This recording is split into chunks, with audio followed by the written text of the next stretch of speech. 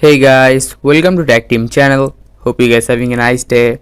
In this video I'm going to show you how can you know if someone blocked you on Viber app. So there are a few things you will know that if someone blocked you on Viber app. At first just go to the Viber app. Now just go to a contact that you're thinking you are blocked, just like this one. Now if the person blocked you, your message won't get two check marks, like just I've sent this.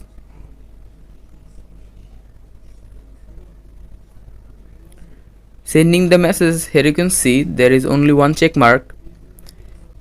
And also if the person blocked you, you won't see their photo in the contact list no more.